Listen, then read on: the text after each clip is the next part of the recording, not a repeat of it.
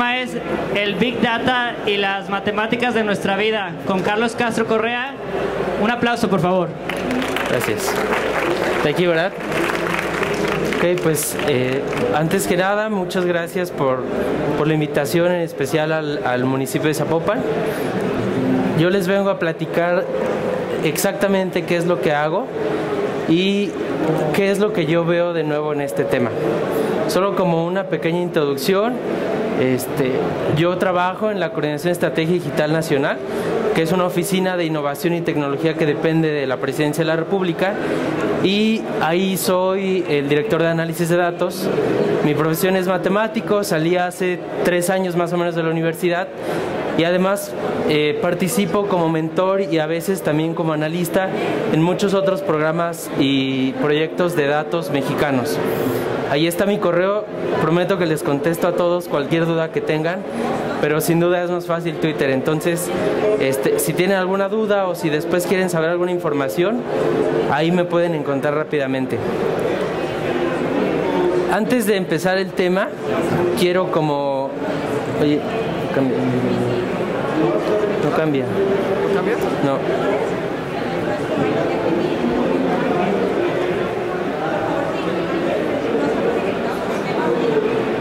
Ya. Antes de empezar el tema, quiero platicarles de algo en lo que yo trabajo desde esa oficina, que como bien decía el panel anterior, pues es la Política Nacional de Datos Abiertos, que por primera vez México como país hace más o menos un año empezó de lleno estos esfuerzos.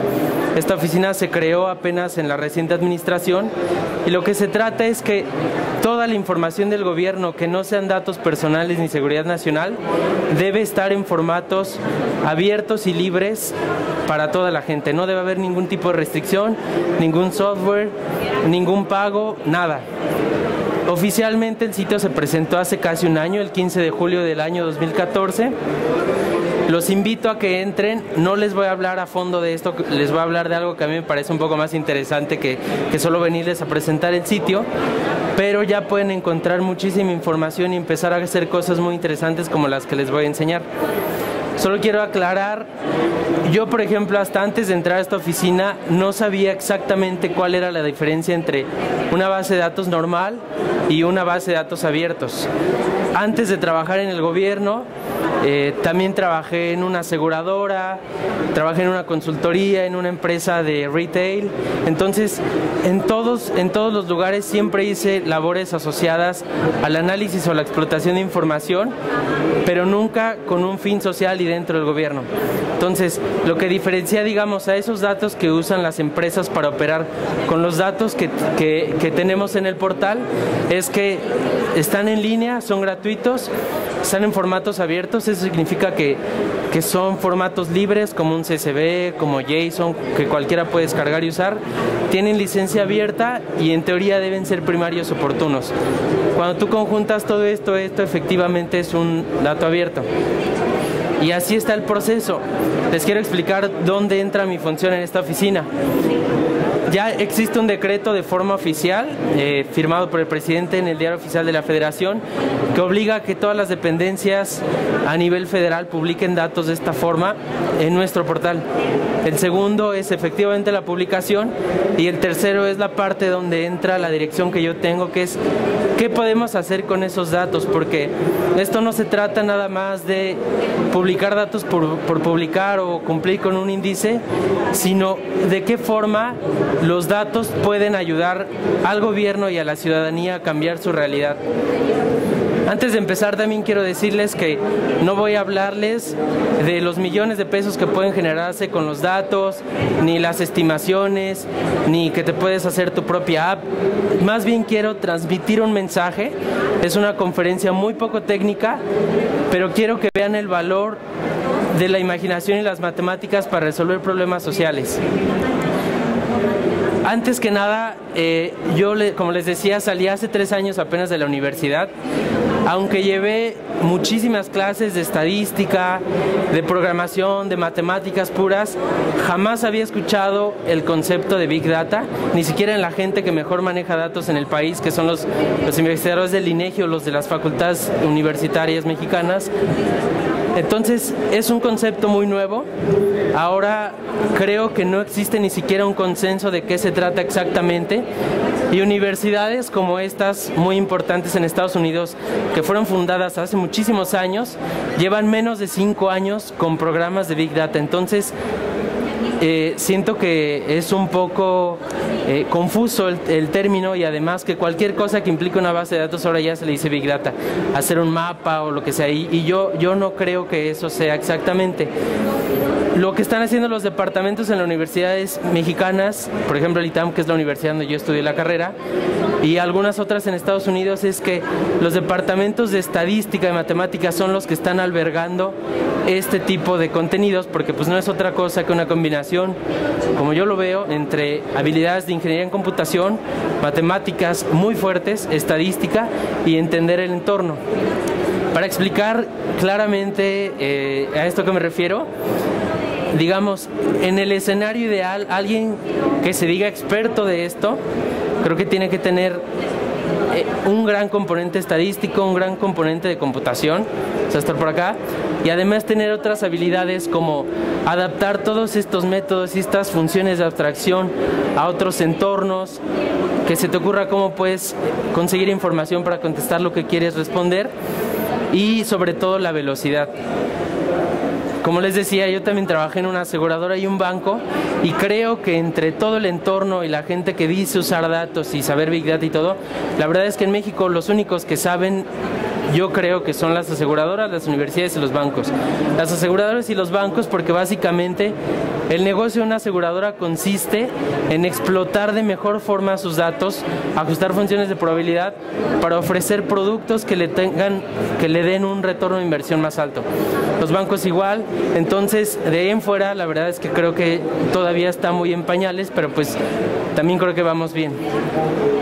Ahora, para empezar, yo siempre trato de intentar, tomen en cuenta que a la gente a la que yo le tengo que explicar estos proyectos, o tal vez a los jefes, a la gente que va a implementar estas soluciones, ellos no saben matemáticas, no saben ecuaciones y tal vez no saben programar nada.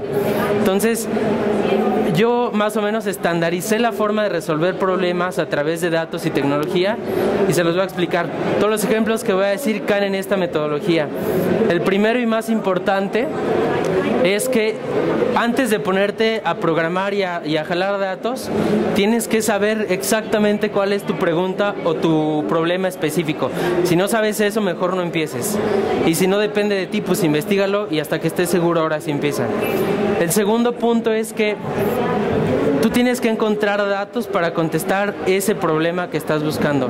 Y esos datos pueden estar estructurados, pueden ser no estructurados. Por ejemplo, no estructurados pueden ser lo que diga un periódico, lo que dicen las redes sociales, lo que digan en un foro de opinión, lo que dice Wikipedia. Datos estructurados son, por ejemplo, algunos de los datos que están en el INEGI.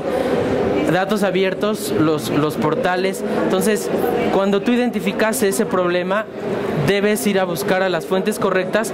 Pero aquí viene el primer reto: ¿cómo le haces para estructurar la información, por ejemplo, de un periódico? Pues bueno, alguien tal vez puede decir, bueno, pues voy a scrapear la página de su sitio, o voy a poner a alguien con una base de datos manual a capturar todo lo que salga en las primeras planas de Wikipedia. ¿Cómo le haces? Ese es el primer gran problema que te enfrentas debido a la cantidad de las múltiples fuentes de información. El tercero, que es creo que lo que más me encanta, que es el análisis. Una vez que tienes el problema y los datos, puedes meterle todas las matemáticas y la estadística que quieras para que los datos te entreguen la información y el mayor valor posible. Y finalmente es qué solución o implementación necesita. Aquí me gusta hacer mucho hincapié, sobre todo porque sé que tal vez mucha gente de la que viene aquí a campus está en las áreas de ingeniería, y yo he visto que muchos están casados con que todo tiene que ser una app, y eso es un error. O sea, no todos necesitamos una app, no todos las empresas te van a pagar por hacerles una app. Tal vez lo único que necesitan algunos es un reporte o una presentación o cualquier otra cosa. Entonces, un gran reto es entender qué quieres responder, cómo lo vas a hacer, y sobre todo, de qué forma lo que estás haciendo le va a servir mejor al área o departamento o gobierno que tiene el problema. Ahora, esta conferencia se va a centrar sobre todo en la parte 2 y 3. Son 6 ejemplos muy distintos. Voy a tratar de explicarles todos, y si no queda tiempo, pues estamos subo la presentación y ya pueden revisar todos ustedes. El primer gran ejemplo surge porque durante el año 2010 y 2011 estuve trabajando en la dirección de análisis del C4 de la Ciudad de México, que es el área de inteligencia que se encarga de determinar cómo debe funcionar la policía, dónde tienen que ver las cámaras. Y por ejemplo, yo soy de la Ciudad de México, toda la vida he vivido ahí, y estas son sus características. Todas las cámaras graban en tiempo real, aunque no todas son vistas en tiempo real por un policía. Ven a lo más a 100 metros y están colocadas en un poste enlazadas al C4. Este es el C4. Cuando yo entré había poco más de 8,000 cámaras instaladas y se planeaba instalar 7,000 nuevas cámaras. Así es como se ve, por ejemplo, en Reforma, que es una de las avenidas más importantes y más bonitas de la Ciudad de México. Los puntos rojos son los delitos y los puntos azules son los lugares en donde se habían instalado cámaras. Aquí debo decirles que no se hizo, según lo que entiendo, un proceso analítico para determinar dónde se debían colocar, sino más bien se hicieron mapas y mapas de calor y gente como medio poniendo, pero sin un criterio tan establecido de dónde era el mejor lugar para poner una cámara. Por ejemplo, esas cámaras están instaladas ahí, pero de todos los delitos solo ven los puntos que están dentro del círculo azul, porque están a menos de 100 metros. Esto ya como que huele un poco a geometría, ¿no? Son puntos, distancias, espacios cartesianos, y nos enfrentamos al siguiente problema. ¿Cómo evaluamos qué tan bien o mal estaban colocadas las cámaras en la ciudad? Como les decía, no existía un criterio. Entonces dijimos, bueno, pues vamos a ver cómo interactúa el conjunto de cámaras y delitos, que no es otra cosa que una colección de puntos en un plano cartesiano que interactúan respecto a una distancia y a un tiempo. Diseñamos distintas métricas de eficiencia para evaluar la posición de cada cámara y la eficiencia del conjunto completo, con criterios específicos como el número total de delitos observados, la distancia entre las cámaras y el conjunto de delitos, y la varianza, que es muy importante porque hay cámaras que veían 1000 delitos en un año y hay otras cámaras que veía 1. Entonces es importante eso. La primera métrica que hicimos fue qué porcentaje de los delitos que ocurren son vistos por al menos una cámara, ¿no? Ese es desde el punto de vista de los delitos. Si alguien está interesado en la notación matemática y en la notación de conjuntos, voy a subir esta presentación a mi cuenta de Twitter y ahí vienen los enlaces al paper. Ahorita no quiero caer como en tecnicismos. La segunda forma de medir la eficiencia es utilizando algo que en matemáticas llamamos segmentación espacial de Voronoi, y lo que hace es que si tú tomas los puntos azules y los pones en un espacio cartesiano, te separa estas áreas, y estas áreas todos estos puntos están a menor distancia de esta cámara que cualquier otra.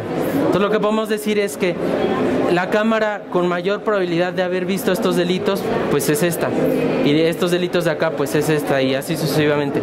La métrica de Voronoi nos dice qué porcentaje de esos delitos potenciales que podrías haber visto efectivamente ves. Por ejemplo, esta su eficiencia 0, su eficiencia de esta es como 3 entre 7 y así sucesivamente. Otros criterios con distancia promedio, varianza. Y aquí venía una pregunta muy importante. El funcionamiento era tan malo que se llegaron a preguntar qué pasaría si pudiéramos mover las cámaras. De entrada, pues les puedo decir que mover una cámara es de hecho más caro que instalar otra, así que era como un criterio más bien hipotético, pero a mí me dio para hacer mi tesis profesional y otros temas de investigación. Entonces dijimos, bueno, vamos a tomarla. ¿Y cómo le harías, por ejemplo? Entonces hicimos algo que en matemáticas y en investigación de operaciones se llama heurística. Es algo que no te garantiza que vas a obtener la mejor solución, pero sí que en cada iteración la eficiencia de tu sistema va a ir subiendo poco a poco. Entonces son 9 pasos en los que dices, bueno, con una de las métricas que presentamos, encuentra la peor cámara y esa cámara muévela a otro lugar con algo que llamábamos criterios de maximización, que ahorita les voy a enseñar. Si la eficiencia, o sea, si la calificación de las cámaras sube con relación a los delitos, aceptas el paso, y si no, lo rechazas, mueves otra cámara o mueves esa cámara que no funcionó a otro lugar. Y ahora imagínense que eso lo programas y corre iterativamente, ¿no? Este es uno de los ejemplos de los criterios de maximización. Por ejemplo, si yo te dijera ¿dónde moverías la peor cámara? Pues la solución inmediata es: pongo todos los delitos, hago una malla y pongo la peor cámara en el lugar donde más delitos caigan. Ese es el primero. El segundo, que para la Ciudad de México resultó ser el más eficiente, es: ¿qué pasaría si en lugar de estar haciendo puntos artificiales o mallas, te pusieras a ver cuántos delitos, cuántos vecinos o a menos de 100 metros tiene cada delito? Por ejemplo, este delito es el que más delitos a su alrededor tiene. Aquí hay algo muy importante, que es como tú le apuestas a que espacialmente existe un patrón. Entonces, lo que puedes asegurar es que existen causas, no sabemos qué, porque las matemáticas no son causales, que hacen que ahí sea más probable un delito y por lo tanto que se tendría que intervenir. Entonces, esta es otra forma. Existen otras formas, como la métrica que les presenté. En realidad tú tienes posibilidad de ver estos, pero ves nada más estos. ¿Qué pasaría si aleatoriamente buscas en uno de los delitos vecinos? Tal vez mejoraría tu eficiencia. Y así. Lo que hacíamos era, a cada punto y a cada concentración espacial dentro de estas mallas, asociábamos una función de probabilidad, y por ejemplo, así se ve la probabilidad de que ocurran delitos en distintas zonas de la ciudad. Entonces, por ejemplo, si tú fueras un tomador de decisiones en el gobierno, pasaras este modelo y este algoritmo, sabrías que si vas a poner una cámara, pues ponla aquí, o sea, de entrada, porque es el punto con mayor probabilidad de mayor densidad. Lo más interesante es que esta sábana se mueve dinámicamente. O sea, en la mañana tal vez el pico está acá, en la noche el pico está por acá, y así sucesivamente. Esta es algo que se llaman curvas de nivel, como se ve esta misma gráfica, pero cortada y vista desde arriba, como si la vieran en un helicóptero. Y así es como se veía la Ciudad de México en un mes habitual. Las zonas rojas, aquí quiero hacer un paréntesis. Estas demarcaciones son las delegaciones. No sé si han escuchado que, por ejemplo, siempre dicen que la delegación Iztapalapa de la Ciudad de México es la más peligrosa porque tiene más delitos. O sea, es el lugar donde más delitos hay, pero también es la delegación más grande que existe en el Distrito Federal. Esta es la delegación Iztacalco, esta es Iztapalapa. Si tú divides el número de delitos entre el área de la delegación Iztacalco, la tasa de este lugar es muchísimo más alta que la de la delegación Iztapalapa. Entonces, por ejemplo, esta es una forma también muy tradicional de tomar decisiones por colonia, en lugar de meterse un poco más. El siguiente paso fue cómo determinamos entre todas estas opciones para mejorar la eficiencia. Tenemos 8 criterios: el de la malla, el de los vecinos y otros 6 que no expliqué pero que están en el paper. ¿Cómo determinas tú cuál es el que mejor le sirve a una ciudad? Y aquí viene algo que a mí me parece muy emocionante, que muchos procesos matemáticos en realidad son abstracciones de lo que pasa en la naturaleza, como los fractales. En este caso, para nosotros determinar qué funciona mejor, utilizábamos el comportamiento de las hormigas. No sé si sepan, pero siempre que vemos un hoyo de una hormiga se ve así, y poco a poco las hormigas empiezan aleatoriamente a buscar comida, pero las hormigas van dejando una feromona, su rastro, tal que el rastro va perdiendo intensidad mientras más tiempo atrás haya pasado la hormiga. Entonces, eso que hace que se intentan todos estos caminos, pero al final el camino más corto, que es el que a las hormigas le interesa, se llena de feromonas, y al final por eso nosotros siempre vemos a las hormigas cuando van en un solo camino, porque ya existió este proceso que parecen matemáticas puras, pero más bien es las matemáticas le robó este razonamiento a la naturaleza, y al final de entre todas las opciones se encontró el mejor camino gracias a un criterio de memoria. Así se ve ya el óptimo. Lo que hicimos fue en este paso decir, a ver, voy a aplicar la misma heurística con las 8 opciones que tengo, pero en cada iteración voy a escoger una de mis heurísticas de forma aleatoria. primero la opción 1, luego sale la opción 3, y por cada vez que funcione bien en la iteración vas premiando esa heurística, la vas premiando, después de 1000 iteraciones obtienes cuál es la heurística que para cada ciudad funciona mejor. Eso en matemáticas o estadística se llama teoría del límite central, por si alguien está interesado. Y por ejemplo, son 2 criterios, que esto lo que nos dice es que en el planteamiento original las cámaras solo veían el 44% de los delitos. Después de 500 iteraciones se ven el 53% con el mismo número de cámaras, y con otro criterio solo subes a 50%. La prueba más fuerte es que ya que identificamos cuál es la mejor heurística, corrimos 2000 iteraciones y descubrimos que con el mismo número de cámaras era posible ver casi el doble de delitos. O sea, imagínense todos los millones de pesos que cuestan esos sistemas. Si alguien se pusiera realmente a pensar cómo distribuir los recursos, podrías duplicar la eficiencia sin gastar un peso más, ¿no? Algo como muy padre es que, sí, pues todos pueden decir, bueno, pero al final no vas a mover las cámaras, pero este algoritmo sirvió para poner nuevas cámaras, pero sobre todo, tú también lo puedes hacer con objetivos móviles.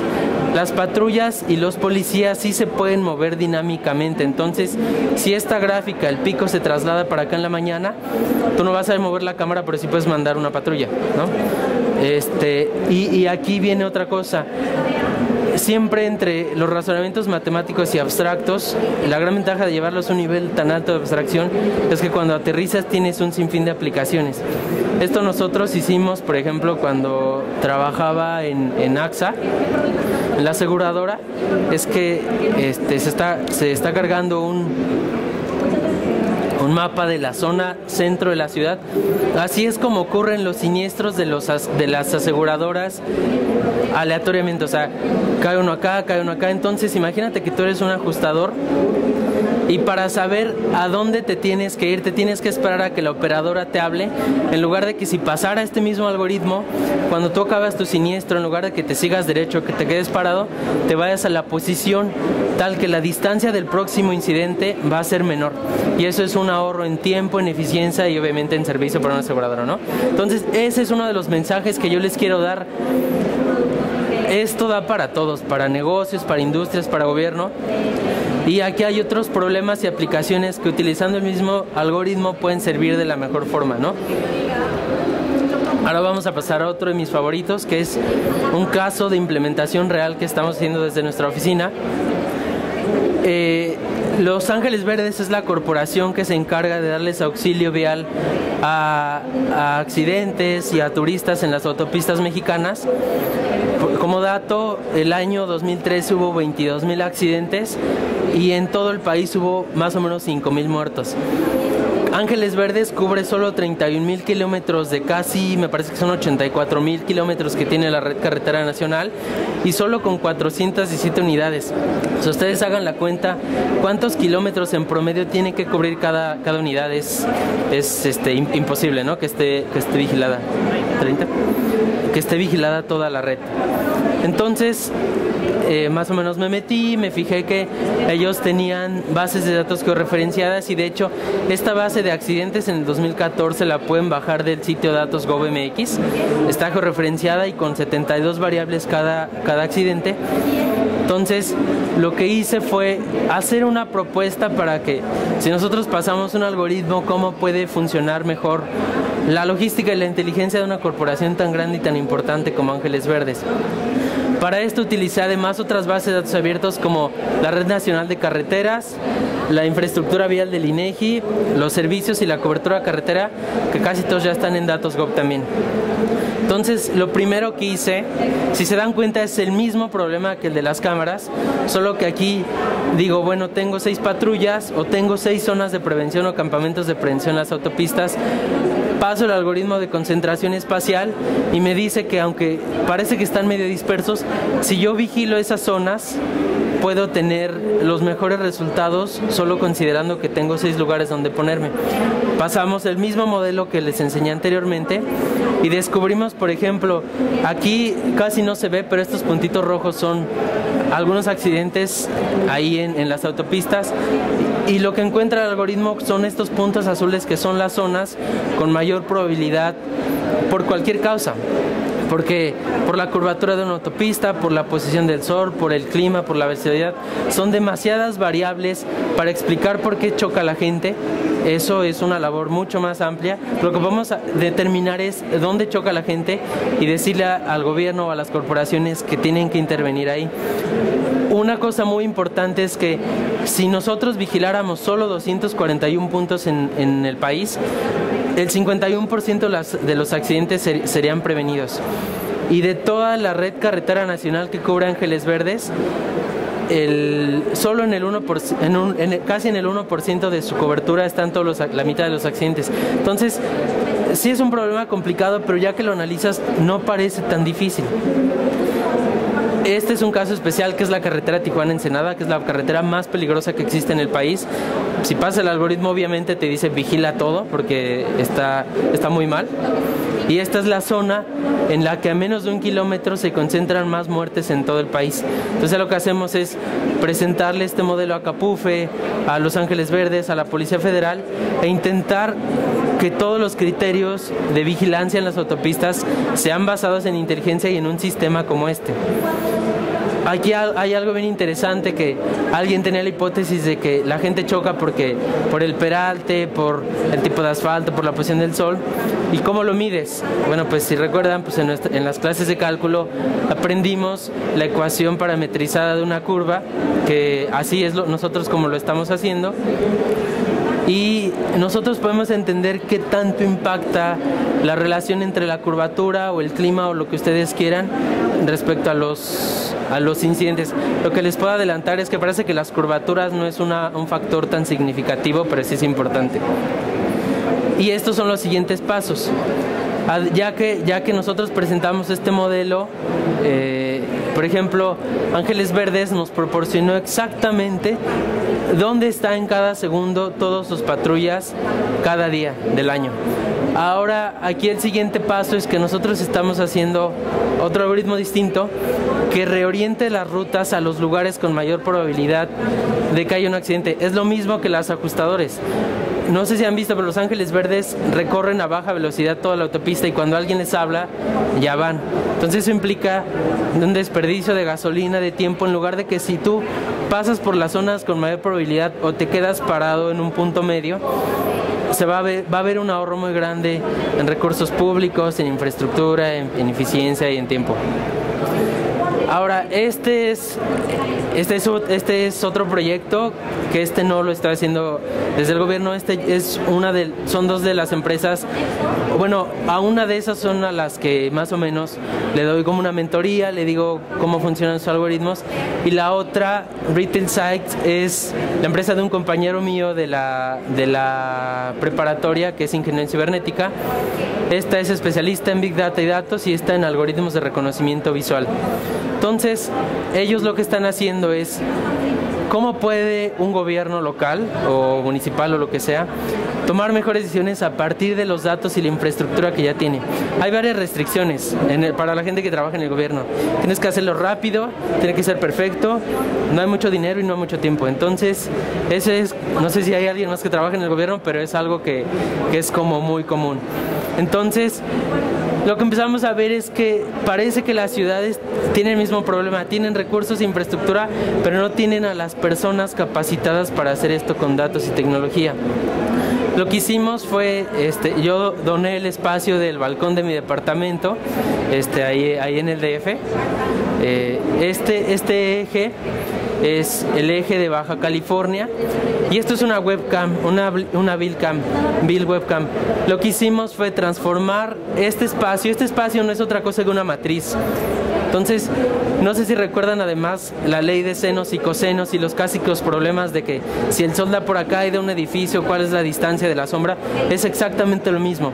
Lo que hacemos es un algoritmo que reconozca cada segundo cómo se mueve el tráfico en una ciudad, lo registra a una base de datos que podemos ir analizando, y con eso podemos encontrar cosas tan interesantes como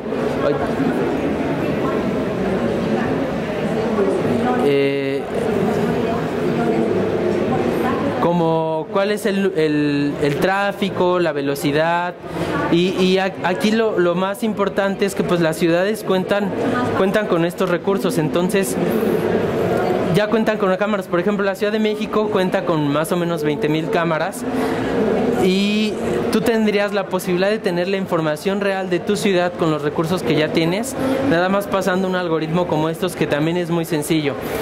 Aquí más o menos empezamos a tomar las ideas de Alan Turing. No sé si han escuchado a Alan Turing, un matemático que es el padre de la computación básicamente. Entonces empezamos a pensar qué pasaría si una ciudad fuera realmente inteligente, con un sistema de datos eficiente y una infraestructura adecuada. Lo que hicimos fue hacer simulaciones con esta información que fuimos levantando y decir, bueno, esta avenida es de 12 metros, es una avenida principal, esto es en la colonia Condesa, es Baja California, y la otra es una calle primaria. Lo que determinamos es que en algunas avenidas debe existir un criterio máximo de tolerancia de concentración de autos en una avenida principal. Por ejemplo, si en una avenida principal el número en metros de autos acumulados es mayor a 12 metros, automáticamente el semáforo tendría que ponerse en verde en esta avenida y en rojo en esta. Una forma dinámica y adaptativa de que la ciudad se adapte a lo que ocurre en realidad, y no al revés, que sean criterios fijos de el semáforo debe durar 1 minuto y 2 minutos, que no tienen sentido. Es una tontería, en verdad. Entonces, esperen, algo pasa. Voy a cargar otra. No sé qué pasa en mi presentación.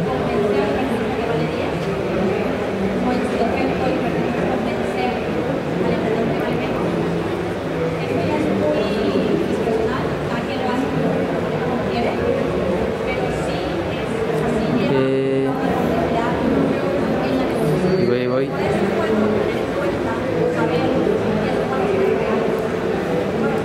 Ya está. Otro ejemplo muy interesante es que la ciudad y las personas generan información todo el tiempo.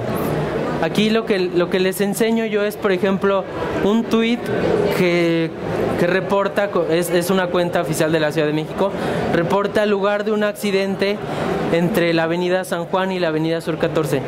Esta información es información que se genera y que no se aprovecha, y que si se guardara serviría para tomar aún mejores decisiones.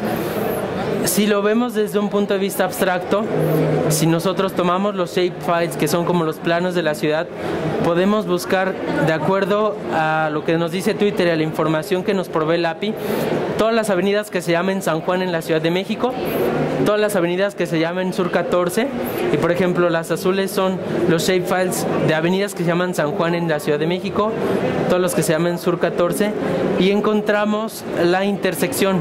Esa intersección se vuelve ya una base de datos georreferenciada, y con los mismos algoritmos que usamos en el de las cámaras, nosotros podemos saber, ahí hubo un accidente, fue a esta hora, en este punto y en esta fecha, de forma automática.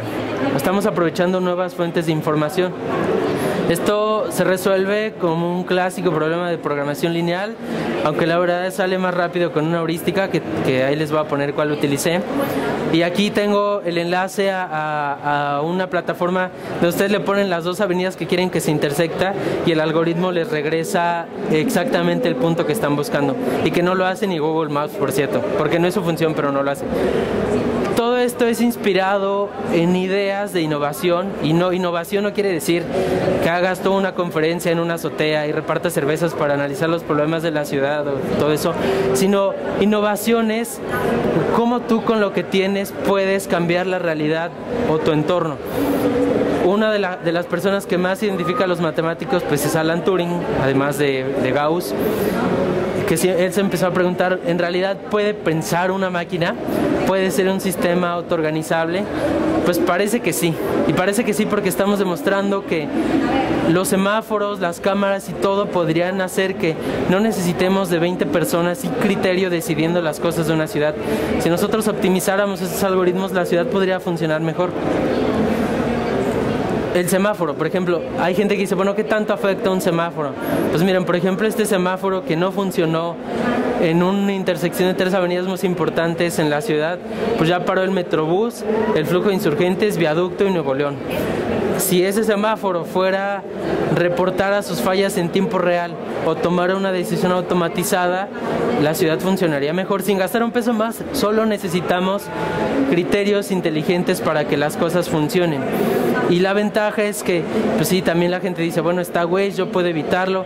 Pues sí, tú puedes evitarlo, pero la ciudad le siguen afectando los problemas y necesitaría hacer un sistema autoorganizable, que en computación se llama sistemas complejos adaptativos, para que funcione mejor.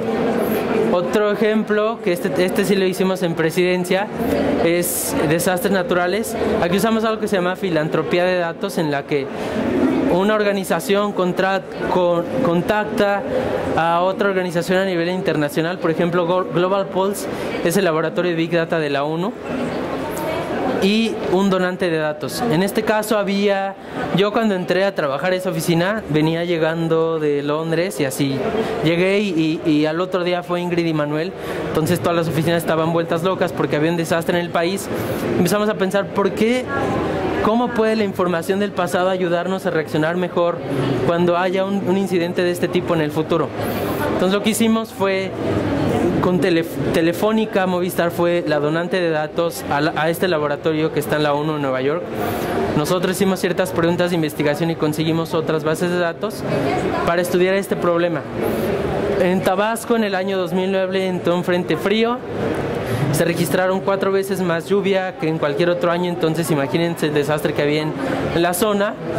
Y pues es un desastre en realidad. Hay incomunicación, no sabes qué hacer, no sabes si la gente reacciona a las alertas que le manda el gobierno. Entonces conseguimos información, por ejemplo, los datos sobre la actividad de las antenas. Por ejemplo, estos datos, aunque duele decirlo porque eran los datos más interesantes, pues no estuvieron nunca en nuestro poder.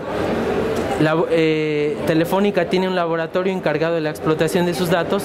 Entonces lo único que nosotros podemos hacerlo era preguntas sobre la actividad, porque queríamos entender cómo cambia la dinámica social de una región con base en el número de llamadas que se hacen en cada antena,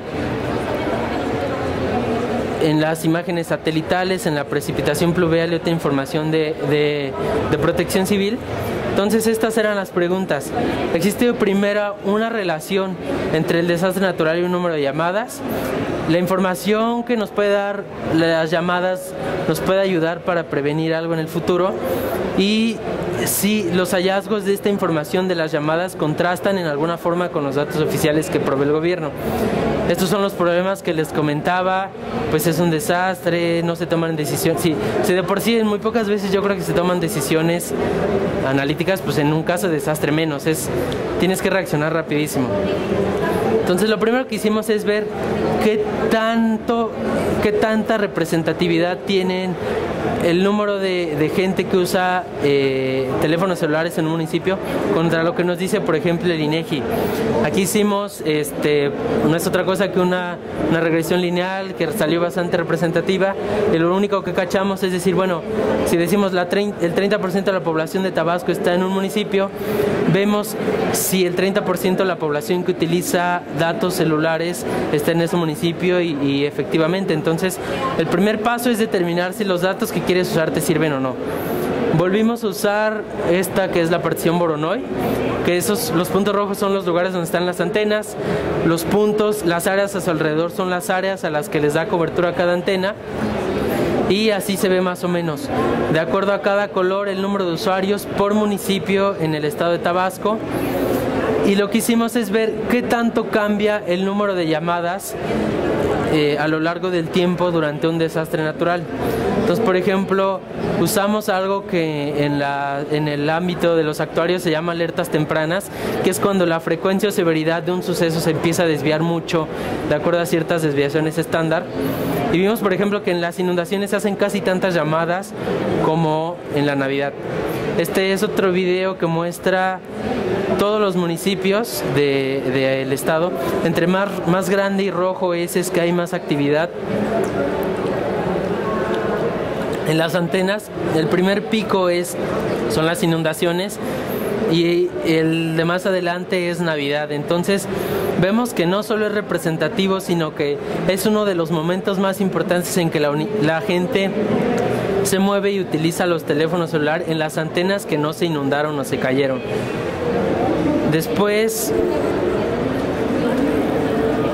así se ve, por ejemplo, en un periodo aleatorio. El color rojo son como desplazamientos. Los desplazamientos los medimos si una IDX utiliza esa antena para hablar y luego utiliza la otra, eso se registra como un desplazamiento. Así se ve de forma aleatoria y así se ve más o menos de dónde está saliendo y dónde está entrando la gente durante un desastre natural. Aquí hay algo muy importante: los municipios con mayor cambio en esta métrica fueron los municipios que más se inundaron y que estaban cerca de esta zona, con más ríos y lagos, que es Huimanguillo y Cárdenas. Y aquí viene como el valor. ¿Qué encontramos nosotros en esto? Pues que el 70% de la gente sale de su casa. Con eso más o menos lo puedes estimar diciendo ¿en cuánto tiempo dejas más o menos de utilizar la antena que habitualmente utilizas, ¿no? Por frecuencia o por lo que tú quieras. ¿Y cuánto tiempo te tardas en regresar después de un desastre natural? Ahora, la distancia. Más o menos, ¿cuál es la distancia y el tiempo que la gente se desplaza después de un desastre natural? Eso, pues aparentemente no tiene ningún valor, pero a ti como gobierno o protección civil te ayuda a saber dónde se va la gente, por qué se va la gente, cuántos víveres necesitas, si los albergues están en donde la gente se está desplazando o están en una zona montañosa, muchísimas cosas que es muy complicado saber, de hecho, con los datos que tiene el gobierno. Otra cosa interesante es que esta carretera quedó completamente deshecha. En esa zona se lanzó una alerta de protección civil el 3 de noviembre. La gente no hizo caso. Ahí no sabemos si no hizo caso o si el medio por el cual llega la alerta no es el oportuno. Pero la gente se empezó a desplazar de ahí hasta que todo se empezó a inundar. Entonces, efectivamente, los sistemas de prevención son adecuados, pero tal vez no es la mejor forma de avisarle a la gente que tiene que salir de su hogar. Otro ejemplo que quiero darles es el de Google Maps, que este me gusta porque me he encontrado personas que dicen, bueno, es que yo no sé para qué me sirven las matemáticas, y a la vez están usando Google, ¿no? La gente que sabe por qué funciona Google, pues le parecería absurdo eso que estoy diciendo, y ahora les voy a explicar de dónde sale y por qué Google funciona tan bien. Todo nació de un problema que se llama la ruta más corta, en el que tú tienes un nodo inicial, un nodo final, y tienes que tomar decisiones para saber por dónde te vas asociado a un costo. Por ejemplo, puede ser para venir del DF a Guadalajara en automóvil, pues te puedes ir por la salida a Querétaro, te puedes ir por el nuevo libramiento a Toluca, y tiene costos asociados como el tiempo, la distancia, muchas otras cosas, ¿no? Este es un ejemplo, ¿no? de cómo podría ser. El problema surgió con George Dantzig, que es un matemático que estaba en la Universidad de Berkeley. Cuando Estados Unidos entró a la Segunda Guerra Mundial, se unió al Departamento de Análisis de la Fuerza Aérea de los Estados Unidos y solucionó problemas de cadenas de abastecimiento y logística con estos problemas. Eran cosas como: los soldados necesitan consumir 1200 calorías al menor costo posible. ¿Cuál es la combinación de alimentos óptima, que es más barata y que además cubre las calorías necesarias? Ese era uno de los problemas que solucionaba. La otra, cómo se suministraba el gasto y el traslado para llegar a los lugares de la guerra. Todo fueron decisiones matemáticas. Y después este método ahora se usa en logística, o sea, revolucionó realmente la forma a partir de una necesidad. Aquí mi mensaje es que la innovación no llega porque tú estés sentado, porque, por ejemplo, en este caso, pues yo les hablo de matemáticos, pues porque yo soy matemático, pero la innovación no llega porque alguien tenga ganas de resolver sus problemas, sino porque sale de una zona de confort a un lugar en donde se enfrenta a realidades que no se pueden solucionar. Este señor hizo un parteaguas durante la guerra, como lo hizo Alan Turing, para descifrar el código Enigma y prevenir muchas cosas. Después llegó otro investigador holandés que es Dijkstra, que soluciona el mismo problema pero de una forma más eficiente, que todos estos algoritmos hasta en Wikipedia están muy bien explicados, entonces si alguien quiere leerlos ahí están, y a final de cuentas es lo que usa Google Maps de una forma tecnológica, eficiente, veloz y procesando millones de datos. Entonces toma algo que de entrada no es innovador ni nuevo porque es un algoritmo que a alguien se le ocurrió hace 80 años, pero le puso todos los componentes tecnológicos para que la gente lo pueda usar de forma masiva. Cada esquina es un nodo como los que vimos atrás y el algoritmo encuentra la ruta más corta haciendo una analogía con este algoritmo. Obviamente con una forma mucho más sofisticada, con un procesamiento de datos impresionante, pero todo surge de ahí. Y finalmente quise dejarles el uso como más banal, pero pues si había alguien de marketing que le interesara, todos estos procesamientos y técnicas y millones y formas de escarbar la información también te dan si tú solo te dedicas a vender cosas, ¿no? Por ejemplo, algo muy famoso es en la última campaña de Barack Obama contra Mitt Romney, fue la primera vez que una elección política se hizo con base en un equipo científico. Lo que hizo Obama fue contactar a Rajiv Ghani, que es un doctor de la Universidad de Chicago, impresionante, y le dijo, yo quiero que todas las decisiones de mi campaña sean con base en el procesamiento de millones de datos. Pues obviamente allá no regalan bolsas ni playeras, nada de eso. No sé qué hacían antes, pero ahora además hacen inteligencia. Entonces, más o menos reunieron un grupo como de 100 científicos de alto nivel, procesaban millones de datos y le decían, si tú vas a esa esquina, lo que nos dice Twitter, Facebook, los voluntarios y todo lo que tenemos es que ahí las necesidades sociales son estas, ahí los problemas son estos, de aquel lado, por ejemplo, allá falta agua, acá la gente no te apoya, aquí ni te pares porque nadie va a votar por ti porque es una zona conservadora dura. Entonces lo que hicieron fue responder estas preguntas y trataron de que cada decisión saliera de los centros. Tenían 2 centros de datos enormes que les llegaban reportes a la gente encargada de su accionar político. Un ejemplo muy chistoso es que pues en Estados Unidos es permitido recibir donaciones durante las campañas, pero tienes que convencer a la gente para que te done. Entonces se dieron cuenta que en la costa este tenían baja recaudación, se dieron cuenta que el grupo social más homogéneo eran las mujeres entre 41 y 55 años, que además tenían dinero. Entonces lo que se pusieron a ver es, voy a investigar todo sobre este grupo social, y determinaron que la persona que más seguían era George Clooney. Entonces, con esa decisión, Obama fue con George Clooney y le dijo, le vendió su idea, su rollo, y rifaron una cena para recaudar fondos. Entonces, para que vean exactamente todos los rincones que las matemáticas y la ciencia y la tecnología pueden explorar. Ahora imagínense que ustedes son una empresa de marketing o de un banco, una cadena comercial, lo que quieran. Imagínense de qué forma podrían revolucionar sus productos y entregar el mensaje adecuado al grupo adecuado si pasaran por estos procesos, en lugar de cosas como pasaban, por ejemplo, en el C4 que yo trabajé cuando tenía 19 años. Sí, entré a trabajar ahí. Nosotros presentamos muchos de estos algoritmos los presentamos para mejorar la forma en que funciona la ciudad, y estaba pues el clásico policía que lleva ahí ya viviendo como 40 años en una corporación, señor enorme que no tiene idea de sus datos. Tú le tratabas de enseñar lo que sabías y pues te decía, ¿cómo crees que tú que tienes? O sea, nos decían, mi hijo es más grande que tú y ni le hago caso. Entonces, a veces el reto no solo es cómo tú puedes solucionar un problema, es más complicado, porque si yo llegara y les dijera, pues es que yo sé Big Data, hice matemáticas y todo, eso no es suficiente. Si tú eres una empresa o un gobierno, tienes que encontrar la forma de tu habilidad con las necesidades y diseñar cosas específicas que a ti te permitan cambiar una realidad. Y pues bueno, nada más para terminar, pues mi mensaje es que pues nunca dejen de imaginarse cosas, de cambiar su realidad.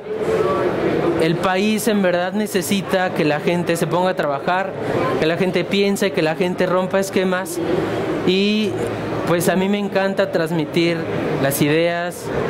Y un mensaje para las aseguradoras y los bancos es que ya no se lleven a la gente que hace esto a sus empresas, mejor contraten una startup.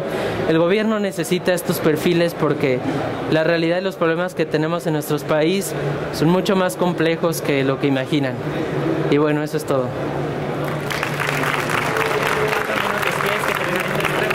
Sí.